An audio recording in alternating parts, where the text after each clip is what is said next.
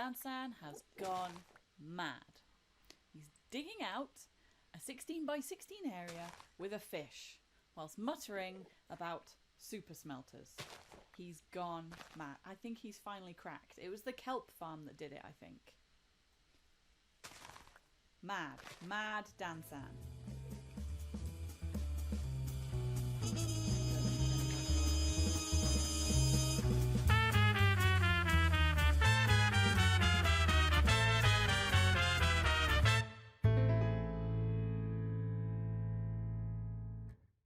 So, I have really struggled to make this episode.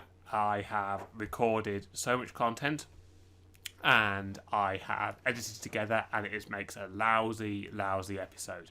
There's a spoof intro and then there was all kinds of stuff going wrong. And I decided I wasn't going to put that out. I'm going to wipe that off. I'm going to show clips of it up here of what actually happened. So let me just bring down this screen. And as you can see, just chaos. There's 4 screens going at once. There was a narration over the top. It was absolutely dire. And it doesn't really tell you anything of value at all. So instead I'm going to take you through actually what is going on and why I have slowly lost my sanity. Firstly, you should know I keep a notebook to plan out some of the designs, some of the complications. So up here you can see some of the pages of the notebook to try and build what is effectively a single chunk smeltery. And I want it to be quite big. I want to do something new and interesting that's never been done before, or at least isn't very common. And I didn't want to just repeat people and do what other people did. So I'm going to take you through some of the designs that and some of the input, some of the uniquenesses of my design which I'm trying to get working and why it's so complex. So welcome to the test world where we're trying to build this. I built a new test world just for this project, so I can easily mark out chunks and show what isn't inside it. This is kind of the primary build of the single chunk smeltery. I'm trying to build out a series of modules and fully understand each module before I go on to the next one. And it's not just a matter of copying someone else's design, it's about sitting down and actually working out what I want to happen. So one of the main features is I want the delivery to come in via shulker boxes. So we're going to deliver, first of all, bamboo and via a single minecart with shulker boxes full of bamboo. So I'm not putting a stream of one bamboo at a time in. And the second thing is I want to make sure we don't bottleneck anywhere. So if it's all coming through the system and going into a single hopper, that limits the flow of the system to one item every hopper tick, every 4 redstone ticks. Whereas this means that I can actually bring a box of bamboo in, shulker bamboo in, and the shulkers get dumped into this array. So the first module is just this tiny one here, which just empties out and into the hopper and then sends the minecart on its way. I'll come back to this one in a second.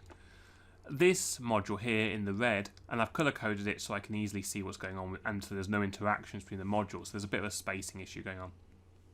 This module in the red is a sorter.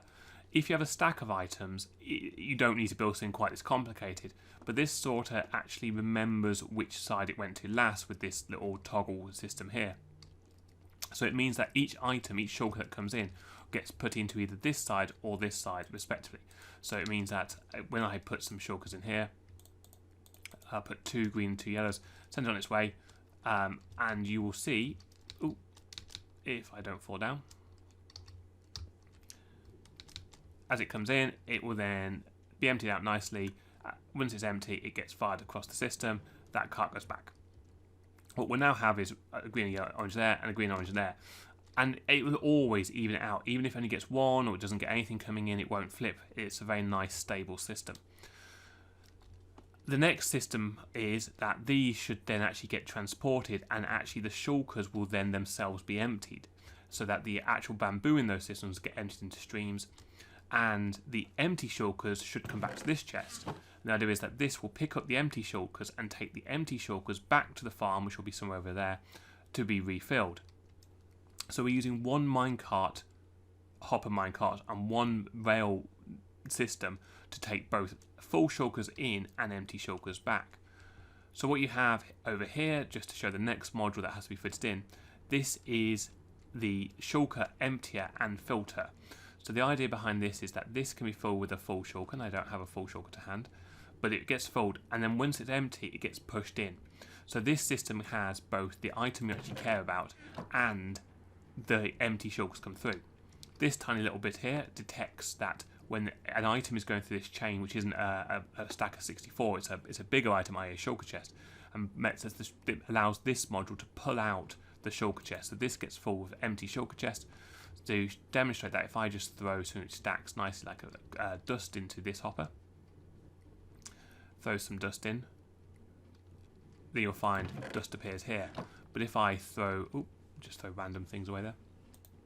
If I actually throw a shulker chest in, like this, then what happens is the shulker chest goes in there and not there. So this module is again nice and stable, but this module, I need 4 of these modules to fit on the back of these 4 unloaders. The original idea was to actually take bamboo from one side and kelp from the other, because the first step is to actually smelt the bamboo into kelp. I was also playing with a different style of unloader here. This one is currently just slightly not working, and this is the kind of thing I'm testing out to make sure it doesn't get into it. So in this instance, the box is empty on both sides. So if I actually just put something in that a second. So what this is a system which fills itself up over here of whatever items are in there. When one of these is empty, and I'll take the item out now, for example, it will then flip this module here and it will get an item. So this, again, if I empty it again, because it's empty, it will get an item.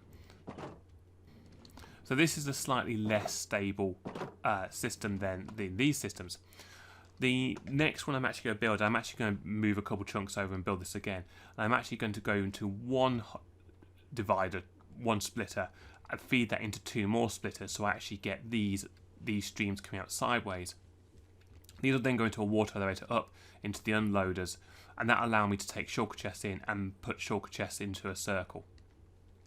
What you've got to realise though is that the more complexity you build here with having these come in, you actually need to build complexity at the other end of the farm as well.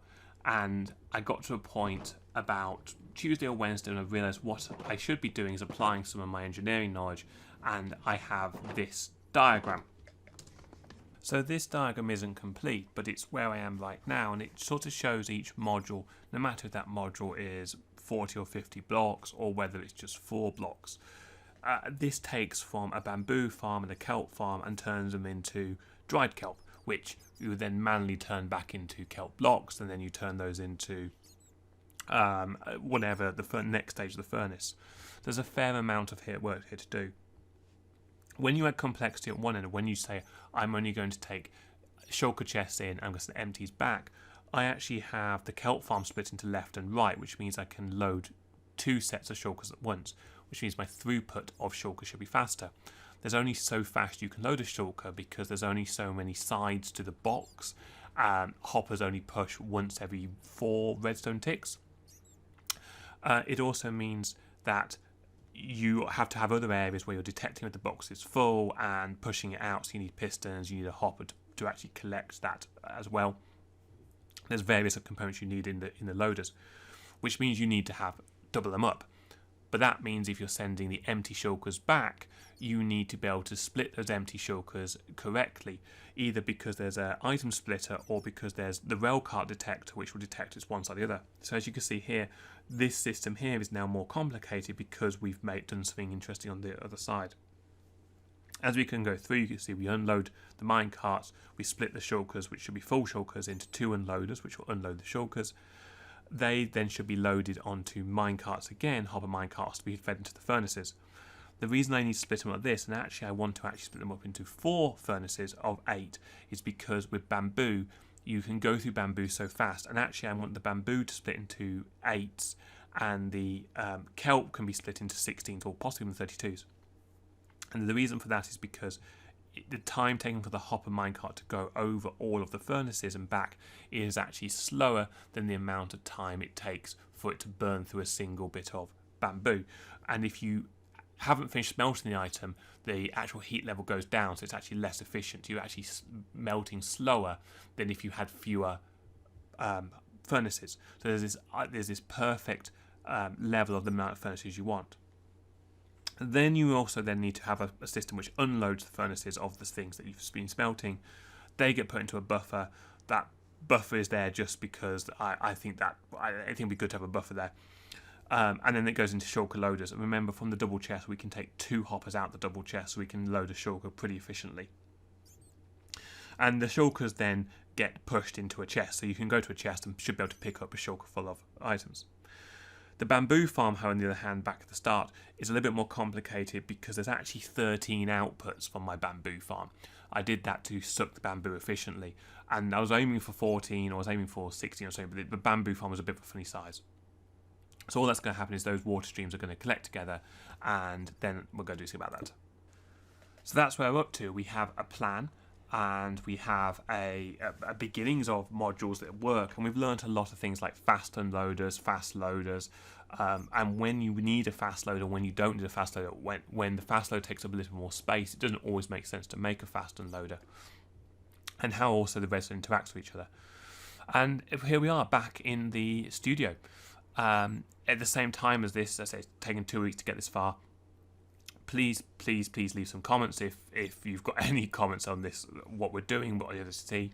We actually take a couple of breaks. We've taken a break and we did Reaper's Ice Farm, which was last week's episode, and we also will be doing a couple of other things that we need to do. We also built a bone mill farm in the middle as well because we used quite a lot of dye. So we built a automated bone mill farm from the back of the sugarcane farm. The sugarcane farm is doubled up in speed now. It's actually just twice as much as it used to. That all goes into bone mill. The bone mill then goes into our flower farm. That's actually not automated. You actually have to take it across because you have to opt into doing that. But then the flower farm itself is automated, and we get a lot of flowers out. Some of the flowers we don't want, so they get fed back into the bone mill farm to be efficient. That's where we are right now. Please leave a comment, hit like, hit subscribe if you wanted more, and we will be back next week. Psst. Hey guys, you need to click this button here. Yeah, this one. Right No. Here. You did click this button right here. This one. What? This one. No, don't listen to him. Click this one. No, This one here. click this one. This one. No, you need to be clicking this one. He's wrong. You're wrong.